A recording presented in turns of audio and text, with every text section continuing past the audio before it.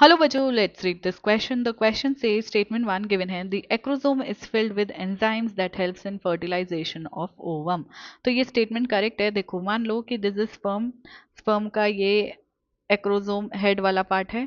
ठीक है, हेड वाले पार्ट में भी दिस पार्ट इज एक्रोजोम. ठीक है, and then this will be your neck part. ये स्पर्म का नेक पार्ट हो जाएगा. नेक पार्ट के बाद आता है मिडिल पीस, ये मिडिल पीस हो जाएगा.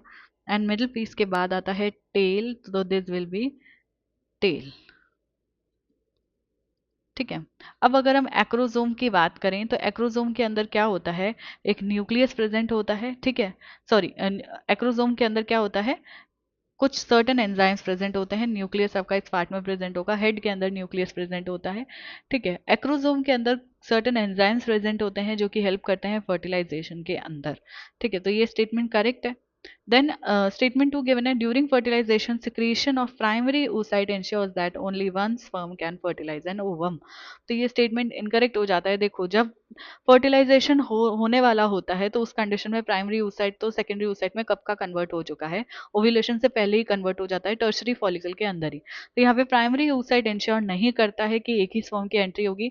जबकि क्या होता है कि जो सेकेंडरी oocyte है जिसको हम ओवम कह रहे हैं, जब स्पर्म उससे फर्टिलाइज करने के लिए आता है तो जैसे ही स्पर्म जो है मेम्ब्रेन के कांटेक्ट में आता है, ठीक है, तो वो ब्लॉक कर देता है. मेम्ब्रेन के अंदर चेंजेस होते हैं, जैसे अगर फॉर एग्जांपल हम बोले ज़ोना पेलिसिडा के कांटेक्ट में आता है, वहां पे स्पर्म जो एक्रोजोम है वो हेल्प करता है स्पर्म को एंटर करने में in this cytoplasm of ovum. अब जोना जोना पेलिसिडा और प्लाज्मा मेम्ब्रेन से होता हुआ जो स्पर्म है वो हमारे ओवम के अंदर जाता है. ठीक है.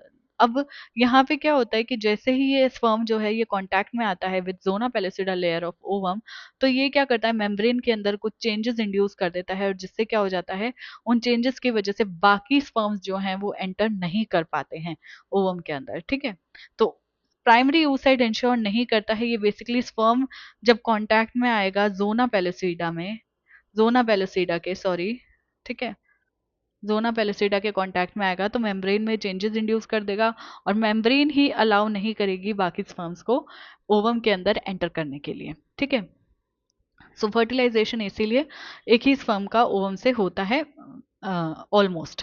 ठीक है, सो ए गिवन है statement 1 and statement 2 both are correct, तो ए इनकरेक्ट हो जाएगा. बी गिवन है statement 1 is correct, statement 2 is incorrect, B correct जा रहा है. सी गिवन है statement 1 is incorrect, statement 2 is correct, C भी इनकरेक्ट हो जाएगा. डी में दोनों को इनकरेक्ट बता दिया है, डी ऑप्शन भी इनकरेक्ट हो जाएगा. हमारा करेक्ट ऑप्शन चला जाएगा ऑप्शन बी. इसके रिगार्डिंग इन्फॉर्मेशन आपको 12th की न्यू एनसीईआरटी में पेज नंबर 32 पे मिलेगी. आई होप कि आपको क्वेश्चन अच्छे से समझ आ गया है.